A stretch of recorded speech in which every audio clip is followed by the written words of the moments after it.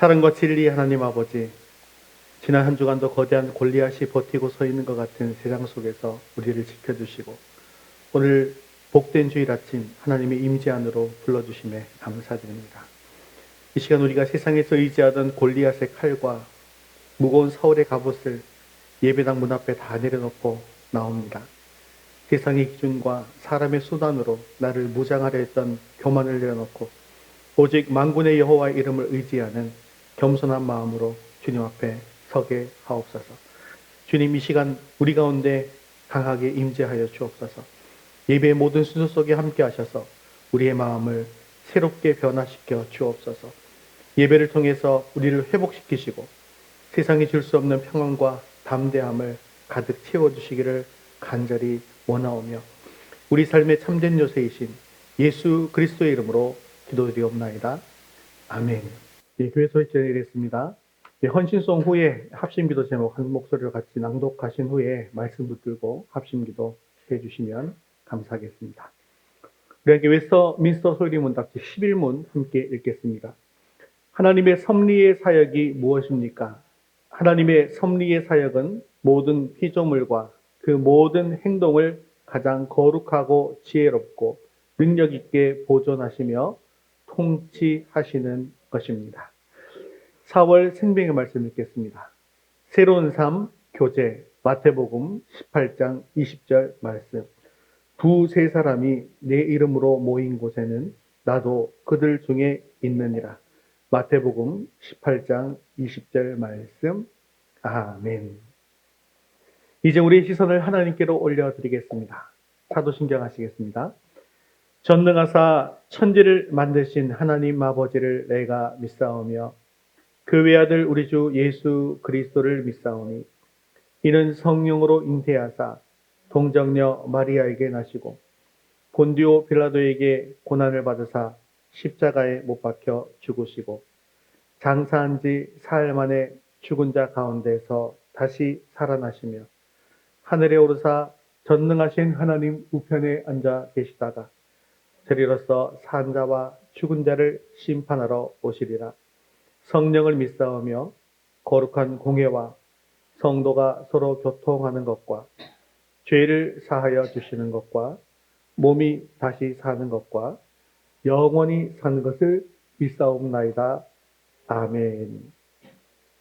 오늘도 우리의 찬양과 영광을 받으실 주님께 힘있게 찬송드리겠습니다. 찬송가 543장 어려운 일 당할 때 찬송드리겠습니다.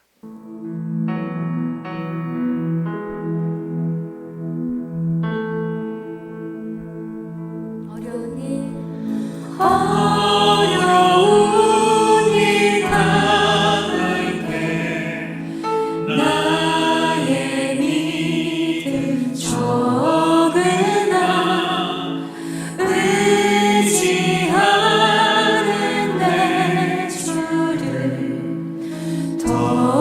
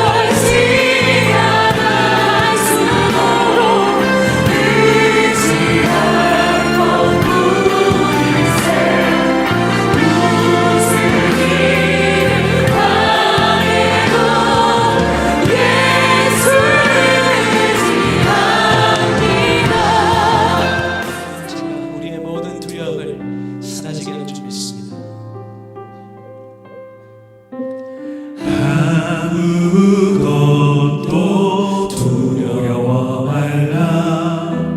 주 나의 하나님 지켜주시네.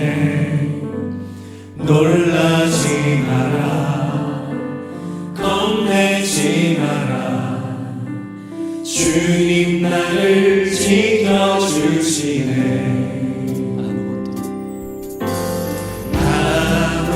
아무것도 두려워 말라. 주 나의 하나님 지켜주시네. 놀라지 마라, 겁내지 마라.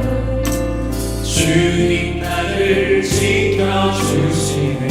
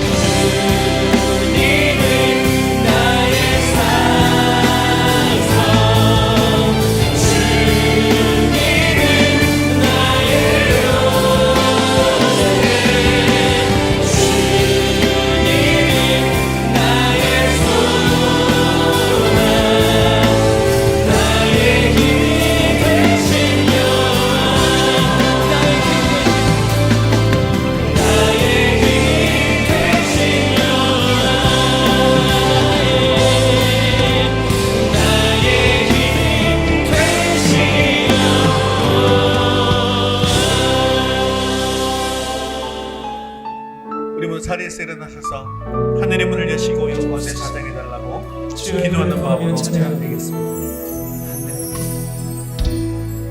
하늘의 문을 여소서, 이곳을 주목하소서. 주를 향한 찬양이 꺼지지 않으니 하늘 하늘을 열고소서. 이곳에 임재하소서. 주님을 기다립니다. 기도의 향기가 하늘에 나. 우리 간절함으로 찬양합니다. 주여 임재하여 주소서. 이곳에 오셔서 이곳에 앉으소서. 이곳에서 드리는 예배를 받으소서. 주님의 이름만이 오직 주의 이름만 이곳에 있으세요.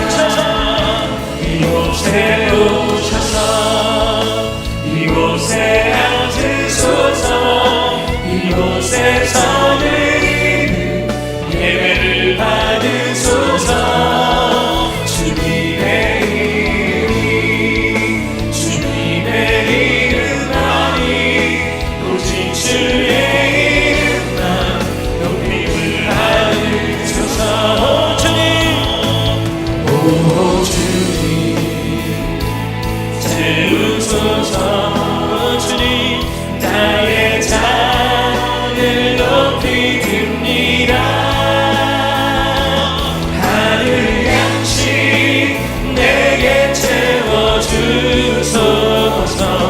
넘치도록 채워. 우리 사모하는 심령으로 함께 두 성령을 찬양합니다. 오 주님, 오 주님 채우소서. 나의 잔을 높이 듭니다. 하늘 양식 내게 채워주소서. 넘치도록 채워주소서. 우리 영혼의 만족. 우리 모두 자리에 앉아서 함께 예배를 위해서 기도하겠습니다. 오늘 우리 예배 가운데 충만하게 임하여 주셔서 우리의 예배를 기뻐 받아 주시옵소서.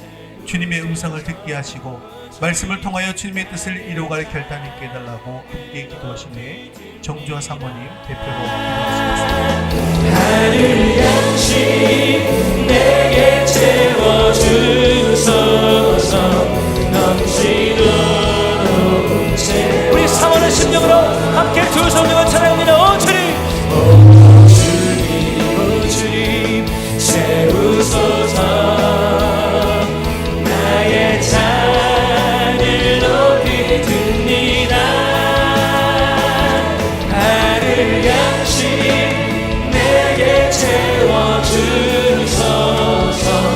넘치도록 채워주소서. 사랑과 은혜가 풍성하신 하나님 아버지, 오늘도 저희를 광야 같은 세상 속에서 불러주시고 거룩한 예배의 자리로 인도하시니 감사합니다. 영적 무력감과 두려움이 우리를 에워싸는 현실 속에서도 오직 주님만이 우리의 유일한 피난처임을 고백하며 이 시간 마음을 다해 예배드리길 원합니다.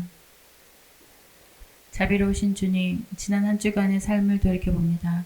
하나님의 세심한 섭리를 신뢰하지 못하고 눈앞의 상황에 염려하거나 걱정하였으며 주님께서 주신 모든 것으로 살면서도 소외된 이웃을 돌아보지 못하고 나에게만 집중했던 모습을 회개합니다. 이 시간 주의 보혈로 정결케 하시고 다시금 청지기의 모습으로 주님 앞에 서게 하옵소서.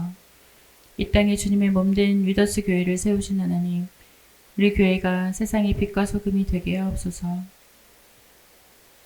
영적 침체에 빠진 영혼들이 우리 교회에서 위로를 얻고 주님의 사랑 안에서 다시 일어나는 회복의 처소가 되기를 원합니다. 질병으로 고통받는 성도들에게는 치유의 광선을 비춰주시고 경제적 어려움과 관계의 아픔 속에 있는 지체들에게는 피할 길과 감당할 힘을 더하여 주옵소서. 우리 성도들이 어디에 있든지 주님의 자녀다운 당당함으로 살아가게 하옵소서. 특별히 간과 없기는 우리 안에 요나단과 같은 자기 비움의 사랑이 있기를 원합니다. 하늘 보좌를 버리신 예수님의 마음을 품어 상대적 박탈감에 시달리는 이 세상 속에서 형제를 나보다 높여주는 2인자의 리더십을 발휘하게 하옵소서. 곁에 있는 지체들을 진심으로 칭찬하며 그리스도의 사랑을 흘려보내는 축복의 통로가 되게 하옵소서. 또한 내 힘이 아닌 주님의 손을 힘있게 의지할 때에 우리의 영적 근력이 회복되는 역사를 허락하여 주옵소서. 이 시간 말씀을 듣습니다. 말씀을 선포하시는 목사님을 성령의 권능으로 붙들어 주시고 영육의 강건함을 더하여 주옵소서. 선포되는 말씀이 우리의 골수를 찔러 쪼개며 영혼을 새롭게 하는 생명의 양식이 되게 하옵소서. 듣는 우리 모두가 마음의 문을 열고 그 말씀을 산소망으로 받게 하옵소서. 인생의 구불구불한 곡선길조차 우리를 지키시는 주님의 안전한 섭리임을 고백하며 담대히 걷겠습니다. 신실하신 주님께 시선을 고정하고 예배를 마치고 나가는 발걸음이 세상을 이기는 승리의 발걸음이 되게 하옵소서. 우리 삶의 주관자 되시는 예수님의 이름으로 간절히 기도드립니다. 아멘. 아멘.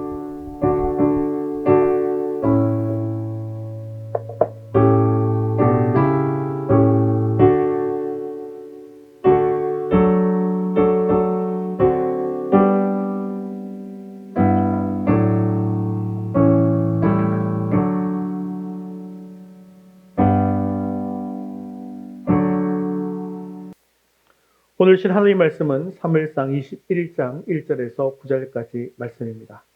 사무엘상 21장 1절에서 9절까지 말씀 구약성경 445면에 있습니다. 우리 한 목소리로 같이 읽겠습니다.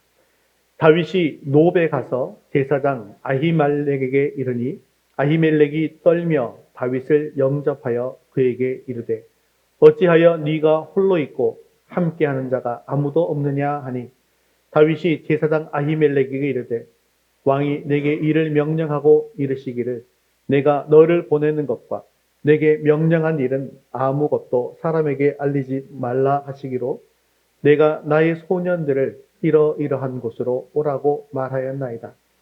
이제 당신의 수중에 무엇이 있나이까? 떡 5덩이나 무엇이나 있는 대로 내 손에 주소서 하니 제사장이 다윗에게 대답하여 이르되 보통 떡은 내 수중에 없으나 거룩한 떡은 있나니 그 소년들이 여자를 가까이만 하지 아니하였으면 주리라 하는지라. 다윗이 제사장에게 대답하여 이르되 우리가 참으로 3일 동안이나 여자를 가까이 하지 아니하였나이다. 내가 떠난 길이 보통 여행이라도 소년들의 그릇이 성결하겠거든 하물며 오늘 그들의 그릇이 성결하지 아니하겠나이까 하매 제사장이 그 거룩한 떡을 주었으니 거기는 진설병 곧 여호와 앞에서 물려낸 떡밖에 없었음이라. 이 떡은 더운 떡을 드리는 날에 물려낸 것이었더라. 그날에 사울의 신하 한 사람이 여호와 앞에 머물러 있었는데 그는 도액이라 이름하는 에돔 사람이요 사울의 목자장이었더라. 다윗이 아히멜렉에게 이르되 여기 당신의 수중에 창이나 칼이 없나이까? 왕의 일이 급함으로 내가 내 칼과 무기를 가지지 못하였나이다 하니 제사장이 이르되 네가 엘라 골짜기에서 죽인 블레셋 사람 골리앗의 칼이 보자기에 쌓여 에봇 뒤에 있으니 네가 그것을 가지려거든 가지라. 여기는 그것밖에 다른 것이 없느니라 하는지라. 다윗이 이르되 그 같은 것이 또 없나니 내게 주소서 하더라. 아멘.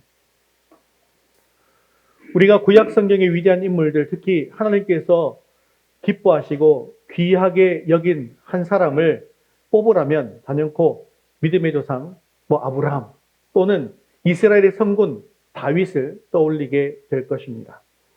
다윗은 사무엘이 다윗에게 기름을 부을 때 하나님의 마음에 합한 사람이라는 영광스러운 칭호를 받았던 그런 사람이죠. 그렇다면 하나님의 마음에 합한 사람이라는 것은 도대체 어떤 의미를 가지고 있는 것일까요?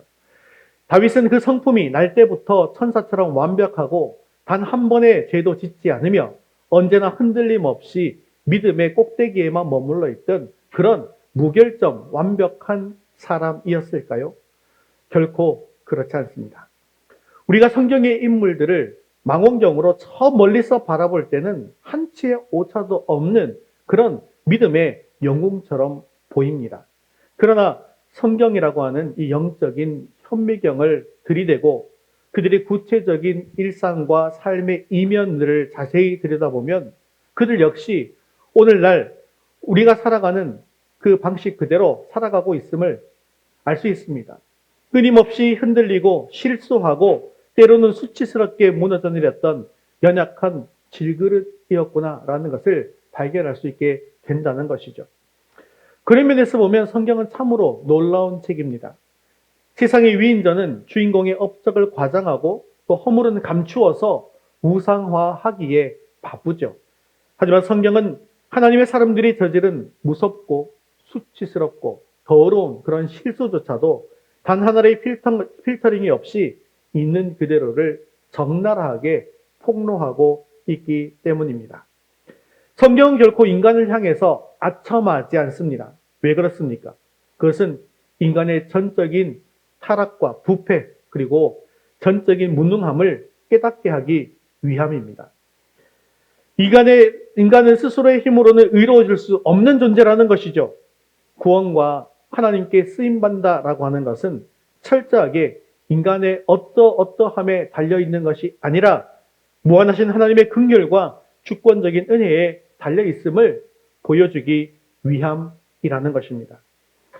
세계적으로 유명한 믿음의 어머니 코리텐붐 여사에 대한 일화를 한번 이야기할 텐데요. 그녀는 2차 세계대전의 참혹한 이 광기 아래에서 유대인들을 숨겨주었다라고 하는 이유만으로 게슈타포에게 체포되어서 독일의 악명 높은 라벤스비르크 강제 수용소에서 상상할 수조차 없는 그런 학대와 고통을 겪었습니다. 그러나 하나님의 은혜로 기적적으로 살아남은 그녀는 전쟁이 끝난 뒤에 자신을 괴롭혔던 이 독일 사람들은 물론이요, 전 세계를 향해 그리스도의 사랑과 용서의 복음을 전하는 사도로 쓰임받게 되었습니다. 특히 그녀는 철의 장막이라고 불리면서 굳게 닫혀있는 공산주의 국가들에게 대해서 복음을 전하는 일에 목숨을 걸었습니다. 하루는 이 코리텐붐 여사가 성경책을 가득 채운 그런 무거운 가방을 가지고 유고슬라비아 국경을 넘기 위해서 기차에서 내렸을 때의 일입니다. 국경 수비대의 삼엄한 그 경비소에서는 공산당 소속의 검문관들이 사람들의 이 짐들을 하나하나 샅샅이 뒤지면서 검열하고 있었습니다. 그런데 또 어떤 때는요, 가방을 직접 열어보지는 않고 그저 무서운 눈빛으로 이 가방 안에는 무엇이 들어있느냐? 라고 묻기만 할 때도 있었습니다. 길게 늘어선 줄에서 자신의 차례를 초조하게 기다리던 이 코리 할머니의 마음속에 깊은 갈등이 피어오르고 있었습니다. 만약에 저 검문관이 가방을 열어보지 않고 가방 속에 무엇이 들어있느냐라고 신문한다면 나는 과연 어떻게 대답해야 할 것인가? 주님을 위해서, 거룩한 복음을 위해서 선의의 거짓말을 해야만 하는 것인가? 아니야. 거짓말은 어떤 상황 속에서도 거짓말이지. 하나님은 진리의 영이신데 내가 주님의 일을 한다고 하면서 첫 단추부터 거짓말로 시작할 수는 없어. 나는 정직하게 성경책이라 말하리라. 그러면 감옥에 가거나 쫓겨날 텐데 어떻게 할까? 그렇게 고민하고 있었습니다. 그리고 맨 끝에서 두 번째에 서 있던 코리 연사는 눈을 감고 간절히 그리고 절박하게 하나님께 지혜를 구했습니다. 하나님, 저에게 지혜를 주옵소서. 저는 거짓말을 하고 싶지 않습니다. 거짓말을 하지 않고서도 진실을 말하고서도 이 성경책들을 무사히 가지고 들어가서 주님의 위대한 일을 감당할 수 있도록 기적을 베풀어 주옵소서. 그녀가 눈물로 간절히 기도하고 서 있을 때 그녀의 뒤에 서 있던 마지막 사람이 이 할머니가 너무 꾸물떡거린다고 짜증을 내면서 할머니 앞에 새치기를 해버렸습니다. 졸지에 맨 마지막 순서로 밀려난 그녀는 마침내 검문관 앞에 서게 되었습니다. 차갑고 매서운 눈빛을 가진 이 검문관이 성경책이 잔뜩 들어있는 그녀의 크고 무거운 가방을 한번 쓱 들어보더니 뜻밖의 반응을 보였어요. 아이고 할머니, 짐이 굉장히 무겁네요. 당신이 오늘 마지막 검문하는 사람이니까 특별히 제가 이 무거운 짐을 국경 밖 차 타가는 곳까지 직접 들여다 드리겠습니다. 검문관은 가방을 열어보지도 또 무엇이 들어보냐고 물어보지도 않은 채 코리 여사의 가방을 들고 국경을 무사히 통과시켜 주었다는 것입니다. 여러분, 이것이 우리가 믿는 살아계신 하나님의 역사입니다. 도덕적인 기준을 범하지 않고서도 세상의 상황윤리와 타협을 하지 않고서도 우리가 처한 캄캄한 환경 속에서 하나님을 신뢰하고 정직을 선택할 때 마땅히 가야 할 길을 열어주시는 분이 바로 우리의 창조주시고 구원자이신 하나님이시라는 것입니다. 그러나 안타깝게도 우리는 인생의 벼랑 끝에 서게 될 때 당장 내 눈앞에 닥친 불이익과 위협이 너무나도 크게 보여서 하나님을 향한 신뢰를 잃어버릴 때가 많습니다. 이런 상황에서는 어쩔 수가 없지 않나? 장사를 하려면, 사회생활을 하려면 이 정도 거짓말은 지혜로운 거야 라고 하면서 죄와 적당히 타협해버립니다. 오늘 우리가 읽은 본문 사무엘상 21장에는 바로 그 어쩔 수 없는 두려움 때문에 철저하게 무너져 내버린 하나님의 마음에 합한 사람이라고 불렸던 다윗의 치명적이고도 비참한 실패담이 기록되어져 있습니다.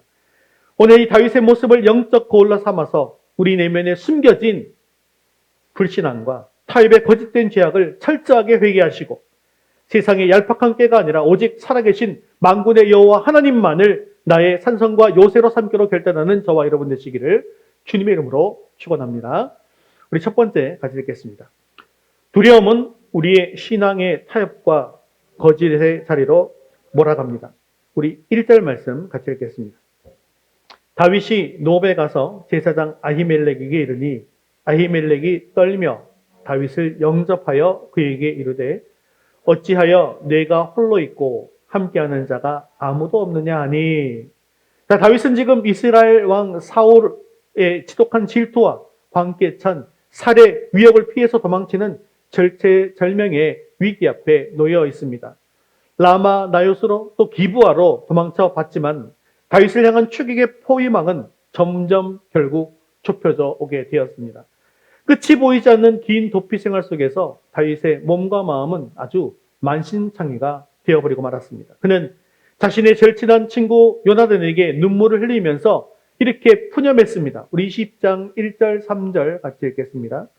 네가 무엇을 하였으며 내 죄악이 무엇이며 내 아버지 앞에서 내 죄가 무엇이기에 그가 내 생명을 찾느냐. 나와 죽음의 사이는 한 걸음 뿐이니라. 나와 죽음의 사이는 단 한 걸음 뿐이다. 이 얼마나 뼈저리고 소름 끼치는 공포의 고백입니까? 아침에 눈을 뜨면 오늘이 내 인생의 마지막 날이 될지도 모른다는 극도의 불안감이 다윗의 영혼을 아주 깊게 짓누르고 있었던 것입니다.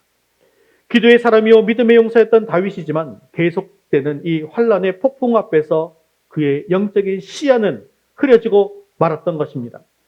하나님을 향한 굳건한 그 신뢰의 자리에 대신 죽음에 대한 짙은 두려움이 독버섯처럼 피어오르고 있었죠. 급기야 다윗은 제사장들이 모여 사는 성읍인 노브로 허겁지겁 숨어 들어갑니다.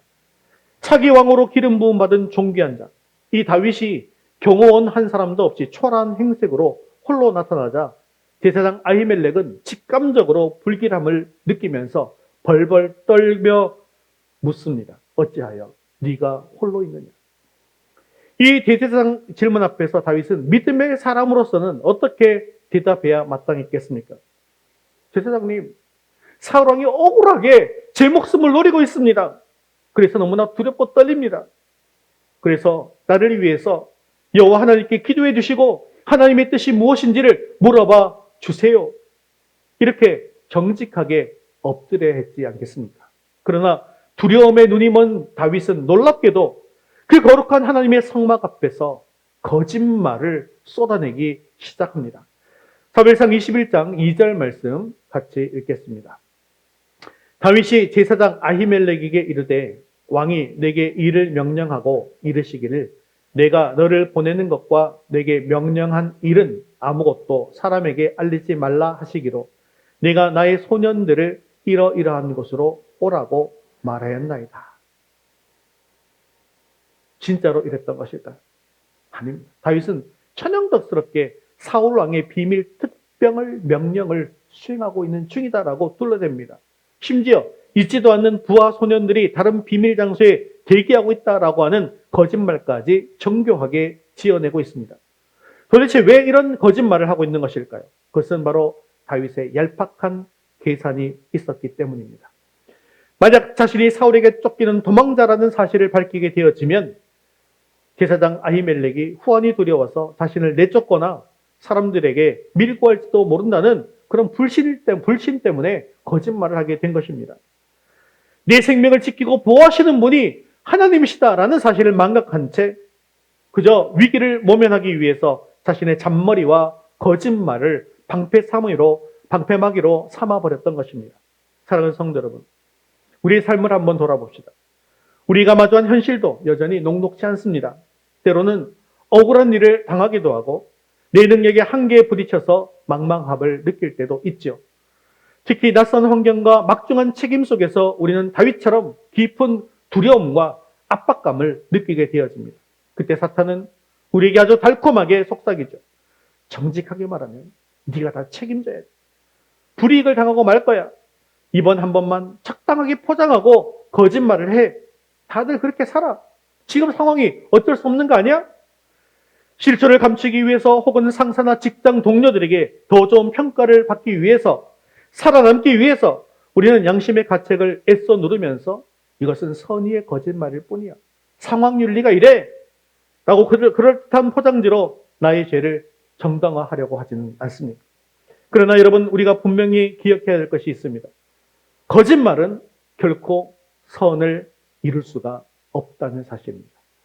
개혁주의 신앙은 목적이 수단을 정당화할 수 없음을 명확하게 가르치고 있습니다. 하나님은 진리이시고 어둠과 거짓이 조금도 없으신 분이십니다. 이 한 번의 거짓말은요, 필연적으로 또 다른 거짓말을 낳습니다. 그리고 그 죄는 걷잡을 수 없는 파멸의 눈덩이가 되어서 나를 덮쳐오게 되는 것입니다. 다윗이 아히멜렉을 안심시키기 위해서 내뱉은 이 가벼운 거짓말이 결국 어떤 스노우볼로 되어서 돌아오게 되었을까요? 정말 끔찍한 일이 벌어지고 맙니다.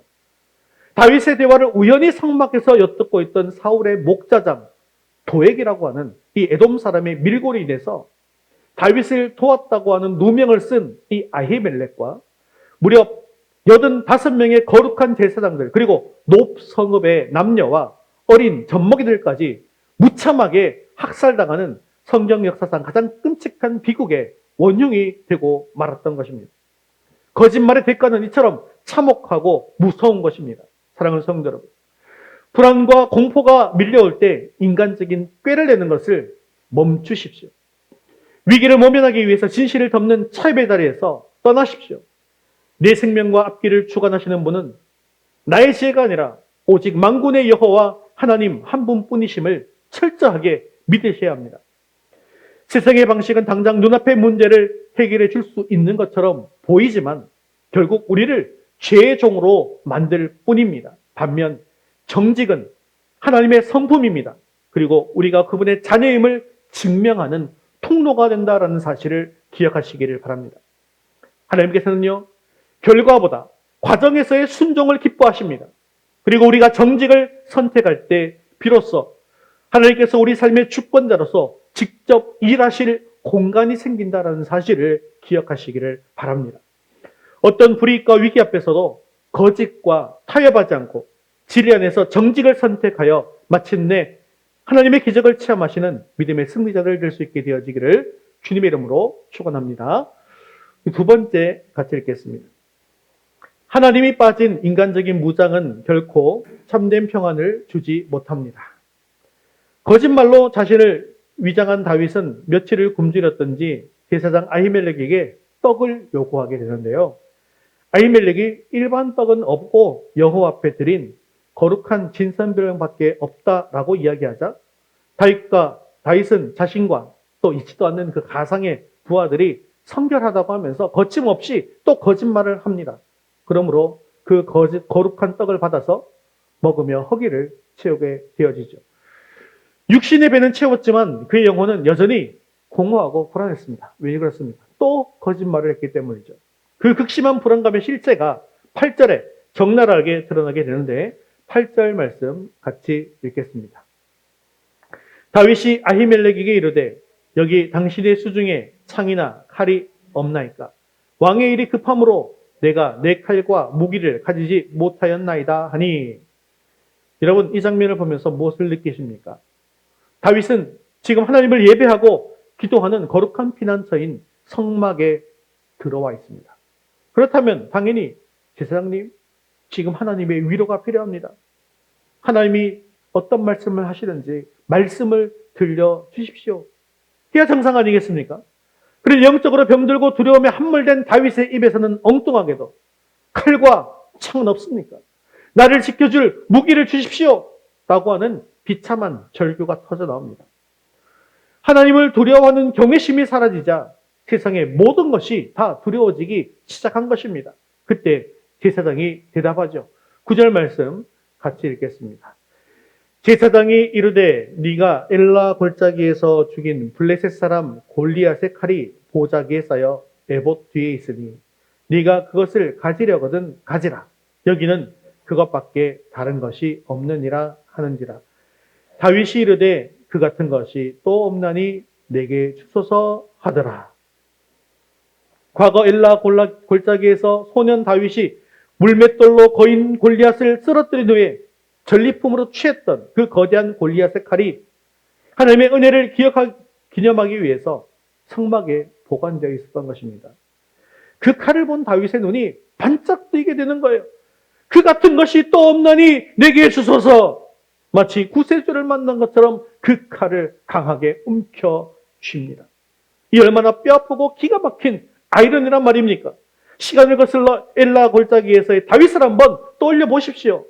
산처럼 거대한 골리앗이 번쩍이는 투구와 비늘 갑옷, 그것을 입고 배틀채 같은 무시무시한 창거칼을 휘두르며 이스라엘을 조롱할 때 다윗은 무엇으로 무장하고 나갔던 것입니까? 사울왕이 입혀주었던 그 좋은 갑옷마저도 거추장스럽다고 다 벗어버렸습니다. 그리고 시냇가에서 매끄러운 돌 5개만을 주머니에 넣고 이렇게 외치고 달려갔지 않습니까? 사무엘상 17장 45절, 47절 같이 읽겠습니다. 너는 칼과 창과 단창으로 내게 나오거니와 나는 만군의 여호와의 이름 곧 내가 모욕하는 이스라엘 군대의 하나님의 이름으로 내게 나아가노라. 여호와의 구원하심이 칼과 창에 있지 아니함을 이 무리에게 알게 하리라. 전쟁은 여호와께 속한 것인즉 그가 너희를 우리 손에 넘기시리라. 아멘. 얼마나 위대한 신앙의 고백이었습니까? 그토록 위대한 믿음의 사자오를 토해내면서 세상의 칼과 창을 조롱했던 다윗이었습니다. 하나님의 구원이 무기에 있지 않음을 천하에 선포했던 그 입술이었습니다. 그런데 세월이 흘러서 환란 속에서 기도를 쉬고 영성이 무너져 내리자 다윗은 자신이 믿음으로 쓰러졌던 그 원수의 칼, 하나님 없이 인간의 힘을 상징하던 바로 그 골리앗의 칼을 붙잡고 이것만큼 나를 지켜줄 든든한 것이 없다 라고 환호하고 있는 것입니다. 은혜의 기념비가 되어야 할 물건이 두려움에 빠진 인간에게는 생존을 위한 우상으로 변질되고 말았던 것입니다. 그러니 여러분, 다윗이 그 거대하고 날카로운 골리앗의 칼을 허리에 찼다고 해서 그 내면에 밀려오던 두려움이 과연 사라졌을까요? 그의 불행한 운명이 바뀌었을까요? 10절 말씀을 같이 읽겠습니다. 그날에 다윗이 사울을 두려워하여 일어나 도망하여 가드왕 아기스에게로 가니 그 강력한 골리앗의 칼을 손에 쥐었음에도 불구하고 그는 여전히 두려워서 벌벌 떨며 도망가게 되어집니다. 심지어 그가 도망간 곳은 다름 아닌 적국 블레셋, 바로 자기가 죽인 골리앗의 고향인 가드 지역이었습니다. 적장에 칼을 들고 적진 한가운데로 걸어 들어가는 그야말로 제정신이 아닌 미친 짓을 한 것이죠. 가드의 신하들이 다윗을 알아보지 못했을까요? 다윗을 알아보았습니다. 그리고 죽이려 하자 다윗은 목숨을 부지하기 위해서 블레셋 왕 앞에서 수염의 침을 질질 흘리면서요, 대문짝을 벅벅벅 긁어대는 미치광이 바보 흉내를 내고 맙니다. 골리앗의 칼이라는 당대 최고의 스펙과 절대 무기를 소유했음에도 불구하고 하나님과의 올바른 관계가 끊어지자 이스라엘의 영웅은 한순간에 가장 비참하고 수치스러운 미친 자 광인으로 전락하고 말았던 것입니다. 오늘 우리의 삶은 어떠합니까? 우리는 무엇에 의지하고 이 거친 세상을 살아가고 있습니까? 불안한 미래를 대비하기 위해서 내가 기필코 움켜쥐려 하는 현대판 이 골리앗의 칼은 무엇입니까? 우리는 속으로 생각합니다. 이 스펙만 완벽하게 갖추면, 이 직장만 유지하면 내 인생은 안전할 거야. 이것보다 더 좋은 칼은 없어. 하지만 성경은 우리에게 엄중히 경고합니다. 하나님 빠진 인간적인 무장은 결코 우리 영혼에 참된 평안을 줄 수 없다는 사실입니다. 사랑하는 성도 여러분, 골리앗을 무너뜨릴 때 사울의 갑옷이 다윗에게 맞지 않았기 때문에 다윗은 사울의 갑옷을 과감하게 벗어 던져버렸습니다. 이렇게 사울의 갑옷을 벗어 던진다라고 하는 것은 세상의 성공 공식이 내 영혼을 진정으로 보호해주지 못함을 인정하는 것입니다. 즉, 내 힘으로 통제하려고 하는 욕심을 내려놓는 것입니다. 내 능력이 아니라 하나님의 임재 안에 거할 때 가장 안전하다라는 사실을 믿고 나를 증명하려고 애쓰기보다는 하나님을 드러내는 삶을 사는 것이 바로 사울의 갑옷을 벗는 것이고 또한 골리앗의 칼을 내려놓는 것입니다. 이제 나를 지켜줄 것이라 착각하고 악착같이 붙잡고 있는 세상의 썩어질 칼과 창들을 과감하게 십자가 앞에 내려놓으십시오. 우리의 인생의 진정한 반석이요, 구원이요, 흔들리지 않는 요새는 오직 예수 그리스도 한 분뿐이십니다. 영원히 변치 않으시는 살아계신 하나님만을 우리의 유일한 힘과 무기로 삼아서 세상에 줄 수 없는 하늘의 참된 평안을 누릴 수 있는 저와 여러분 되시기를 주님의 이름으로 축원합니다. 세 번째 같이 읽겠습니다. 비록 넘어지고 실패했을지라도 은혜를 구하며 다시 일어서십시오. 다윗은 인간의 잔머리로 꾀를 내고 거짓말을 하며 골리앗의 칼을 의지했지만 그 결과는 철저한 실패고 참혹한 파멸이었습니다. 앞서 말씀드린 대로 사무엘상 22장에는 이 다윗의 거짓말 때문에 아히멜렉을 비롯한 노베 제사장 85명과 무고한 성읍 백성들이 도백 칼날에 무참히 학살당하는 피비린내 나는 그런 비극이 기록되어져 있습니다. 간신히 살아남아 도망쳐온 아히멜렉의 아들 아비아들에게서 이 끔찍한 소식을 전해들은 다윗의 심정이 과연 어땠을까요? 아마도 하늘이 무너내리는 듯한 죄책감과 절망감에 가슴을 치면서 통곡했을 것입니다. 아, 나 이 비겁한 거짓말 때문에 여호와의 거룩한 제사장들이 다 물살당하고 말다니 내 죄가 이렇게 무겁단 말인가? 나 같은 놈이 무슨 이스라엘의 왕이 된다는 말인가? 다윗은 깊은 자괴감에 늪에 빠져서 영영 일어서지 못할 수도 있었습니다. 죄는 이토록 파괴적이고 우리를 극심한 정죄의 감옥으로 가두어 버리는 것이죠. 하나님의 마음에 합한 다윗의 생애에 씻을 수 없는 거대한 오점이 남겨져 버리고 만 것입니다. 그러나 사랑하는 여러분, 우리 개혁주의 신앙이 선포하는 복음의 위대함, 복음의 영광이 어디에 있습니까? 그것은 바로 인간의 어떤 처절한 실패와 죄악보다도 하나님의 긍휼과 덮어주시는 은혜가 훨씬 더 크고 강력하다라고 하는 사실입니다. 하나님은요, 우리가 완벽하기 때문에 쓰시는 것이 결코 아닙니다. 깨어지고 상한 심령을 안고 있는 모습 그대로 나와가서 십자가의 은혜를 의지하는 자를 다시 빚어서 사용하시는 것입니다. 21장과 22장에서 처절하게 밑바닥을 쳤던 다윗의 영성이 23장에 이르러서 놀라운 반전을 맞이하게 되어지는데, 다윗이 아둘람굴을 거쳐서 유다 광야에 머물 때에 블레셋 사람들이 그일라라는 이스라엘의 성읍을 침략해서 타작마당을 약탈하고 있다는 다급한 소식이 들려왔습니다. 예전 같으면 사울을 피해서 내 목숨 하나 건지게도 급급하다면서 모른 척하거나 두려움에 사로잡혀서 더 깊은 동굴로 숨어 들어갔을 다윗이었습니다. 그런데 사무엘상 23장 2절을 한번 볼까요? 완전히 달라진 다윗의 행동이 나옵니다. 같이 읽겠습니다.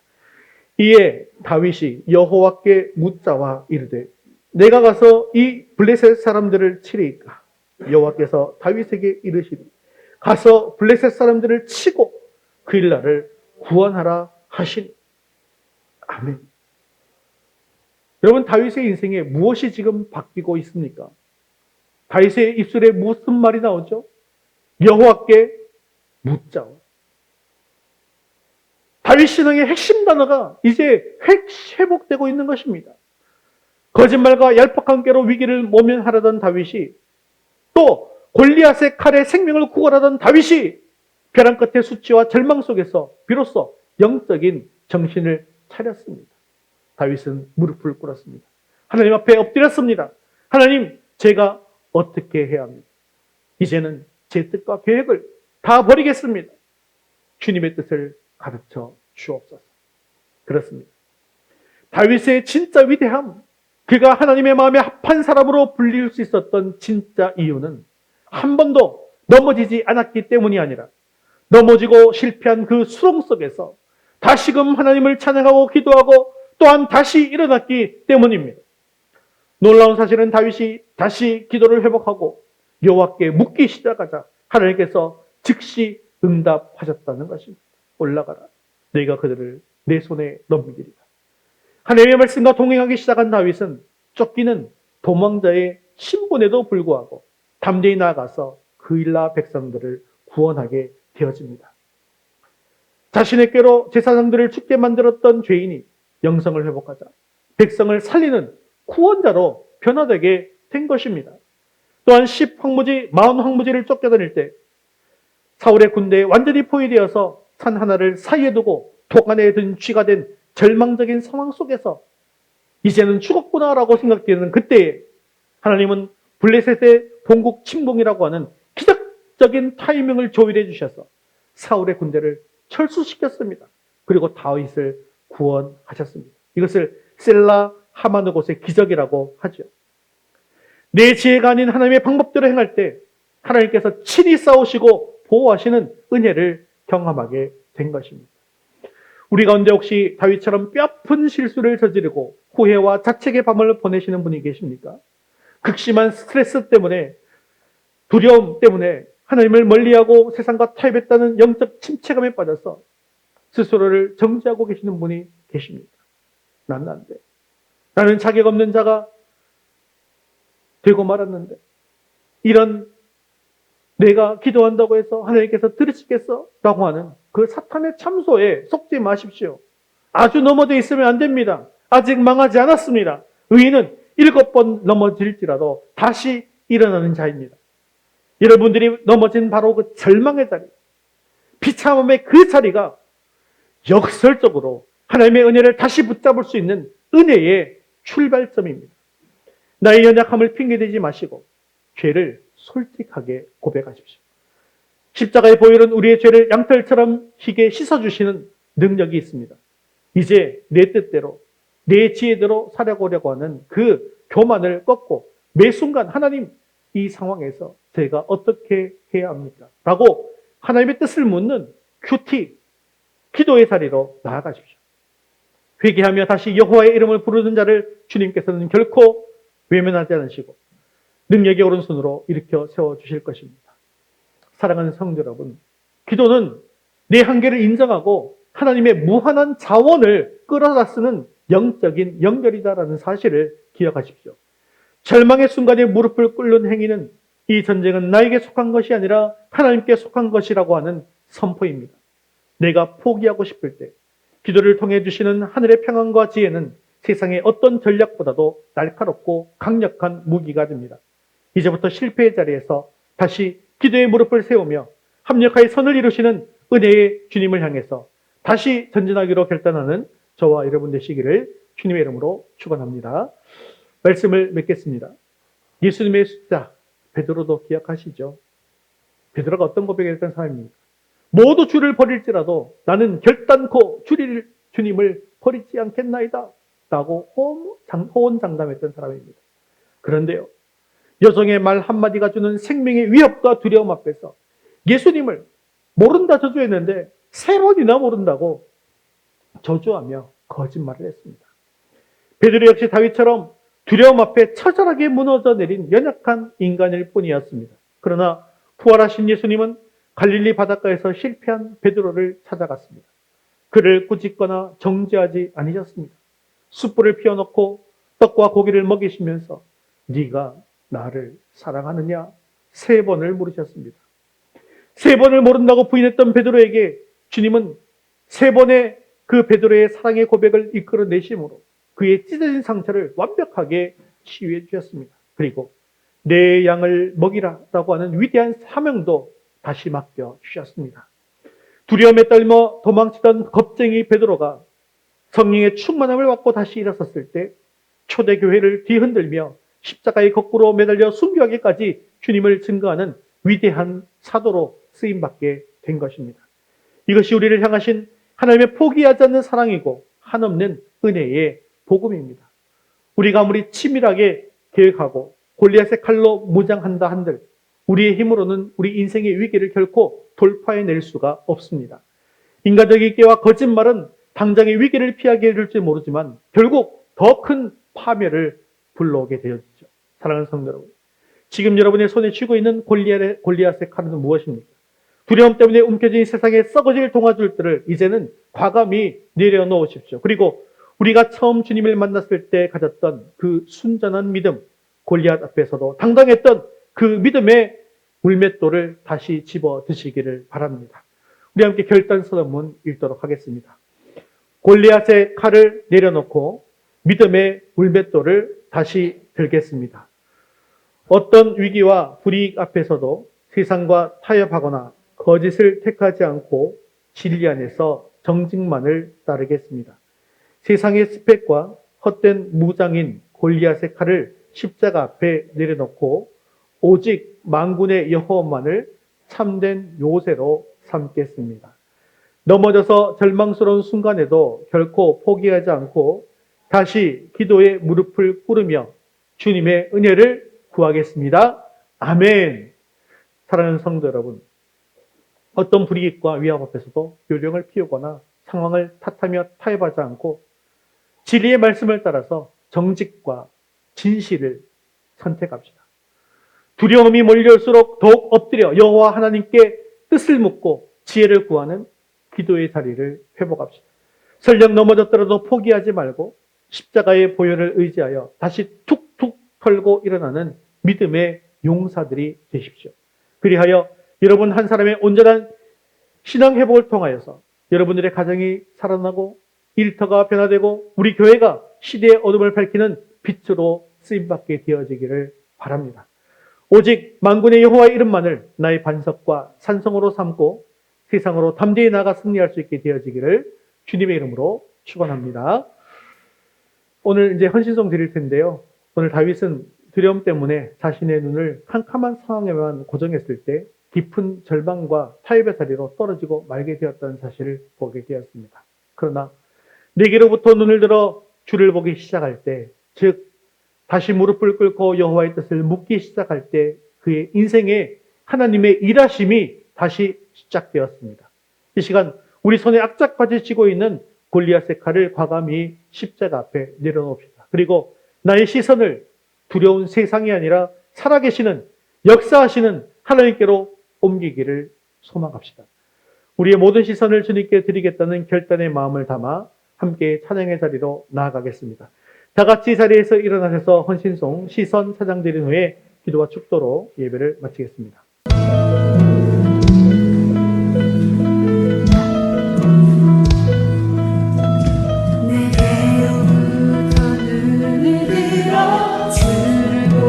시작할 때 주의 이름 보겠네. 내 작은 마음 돌이키서 하늘의 무대 안에 주님을 볼 때 내게로부터 눈을 들어 주를 보기 시작할 때 주의 이름 보겠네. 내 작은 마음 돌이키서 하늘의 무대 안에 주님을 볼 때 모든 시선을 주님께 드리고 살아계신 하나님을 느낄 때 내 삶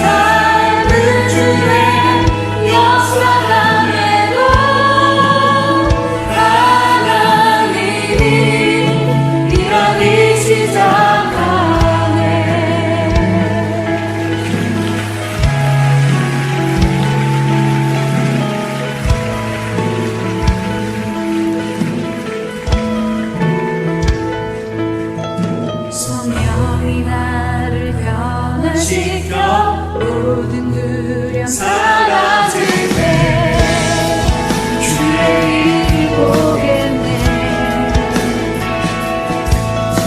황폐한 땅 한가운데서 주님만을 나의 나이 주님을 볼 때 모든 시선을 주님께 드리고 살아계신 하나님을 느낄 때 내 삶을 주의 역사가 되고 하나님이 일하기 시작하네.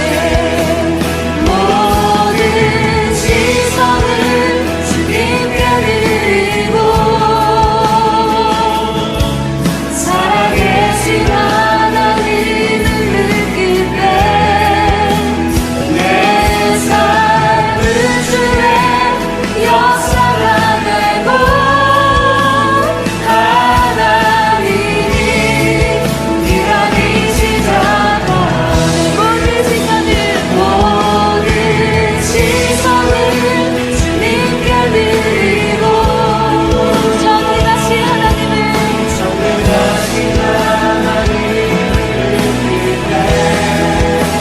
세상은 주의 나라가 되고 하나님이 일하기 시작하네. 우리 하나님께 헌신 이런 제목을 함께 공부하겠습니다. 두려움과 위기 앞에서도 얄팍한 거짓이나 세상과 타협하지 않고 진리와 정직을 선택하는 믿음의 용기를 허락하여 주옵소서. 헛된 평안을 주는 세상의 스펙과 골리앗의 칼을 십자가 앞에 과감히 내려놓고 오직 만군의 여호와 하나님만을 나의 요새로 삼게 하옵소서. 넘어져 절망스러운 순간에도 포기하지 않게 하시고 다시 엎드려 여호와께 묻고 기도함으로 일어서는 회복의 은혜를 더하여 주옵소서. 함께 말씀 듣는 느낄 때내 삶은 주의 역사가 되고 하나님이 일하기 시작하네. 모든 시선을 주님께 드리고 정직하신 하나님을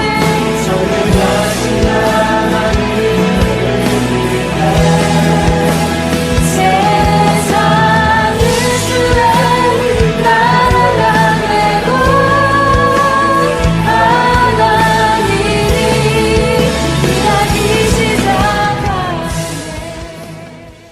사랑과 은혜가 풍성하신 하나님 아버지, 오늘 저희는 세상의 거대한 골리앗 앞에 서 있던 두려움을 뒤로하고 오직 만군의 여호와의 이름을 의지하며 주님 앞에 나옵니다. 화려하고 날카로운 골리앗의 칼이 우리를 지켜줄 것이라 믿었던 어리석음을 회개하오니 이 시간 우리의 눈을 씻어주시고 오직 주님만을 바라보게 하옵소서. 내게로부터 눈을 들어 주를 보기 시작할 때 주의 일을 보겠네라는 고백처럼 이제는 문제보다 크신 하나님을 바라봅니다. 나 자신에게만 매몰되어 있던 좁은 시선을 돌려서 살아계신 하나님을 느끼게 하옵소서. 우리가 주님께 모든 시선을 고정할 때 우리의 평범한 일상이 하나님의 놀라운 역사가 되고 메마른 우리의 삶의 현장에서 하나님이 친히 일하기 시작하시는 소망을 바라보게 하여 주옵소서. 주님, 우리가 세상의 스펙과 헛된 무장을 십자가 앞에 기꺼이 내려놓기를 원합니다. 사울의 갑옷이 다윗에게 맞지 않았듯이 세상의 방식은 우리 영혼에 참된 평안을 주지 못함을 고백합니다. 비록 손에 쥔 것이 작고 보잘것없는 5개의 물맷돌 뿐일지라도 정직과 진리라는 하나님의 방식을 택하게 하옵소서. 세상과 타협하지 않는 정직의 물맷돌, 나를 증명하기보다 주님을 신뢰하는 믿음의 물맷돌을 들고 담대히 나아가게 하옵소서. 성령께서 우리를 변화시켜 주시기를 간절히 구합니다. 모든 두려움이 사라지고 하늘의 꿈을 꾸게 하여 주옵소서. 황폐한 땅 한가운데 서 있을지라도 주님의 마음을 알게 하시고 절망의 순간에 다시 기도의 무릎을 꿇는 용기를 허락하여 주시옵소서. 우리가 무릎을 꿇을 때 주님의 은혜가 쏟아지고 전능하신 하나님으로 인해 우리 주변의 세상이 주의 나라로 변화되는 기적을 경험할 수 있도록 도와주옵소서. 이제 예배 자리를 떠나 세상으로 나아가는 성도들의 발걸음을 붙들어 주시기를 원합니다. 각자의 삶의 자리에서 골리앗을 마주할 때마다 너는 칼과 단창으로 내게 오거니와 나는 만군의 여호와의 이름으로 내게 가노라 선포했던 다윗의 승리가 우리 모든 성도들의 승리가 되게 하여 주시옵소서. 우리 삶의 참된 요새이시며 지금도 우리를 위해 일하시는 예수 그리스도의 이름으로 기도드리옵나이다. 아멘. 이제는 우리를 두려움과 죄악의 늪에서 건져주신 우리 주 예수 그리스도의 무한하신 은혜와 실패한 자를 다시 찾아오셔서 변함없이 사랑하시는 하나님 아버지의 극진하신 사랑하심과 절망의 자리에서 기도의 자리로 다시 일어서게 하시는 성령님의 위로 교통하심이 세상의 헛된 칼을 버리고 오직 믿음의 물맷돌을 쥐고 정직과 진리로 살아가기를 결단하는 이스라엘 고개 숙인 모든 성도들의 머리 위에 그들의 가정과 일터 위에 이제부터 영원까지 함께 있을지어다. 아멘.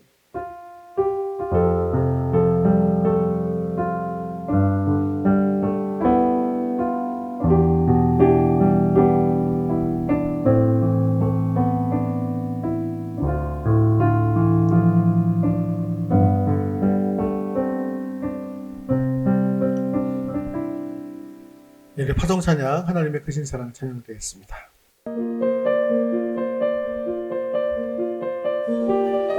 하나님의 크신 사랑 그 어찌나 증량할 수 있을까. 하나님의 크신 은혜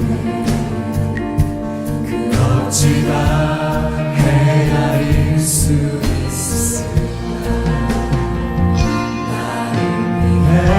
십자가를 지신 주 그 보혈이 내게 생명 주셨네. 그 누가 우리를 주의 사랑에서 끊으리. 나의 모든 것은 주의 은혜라.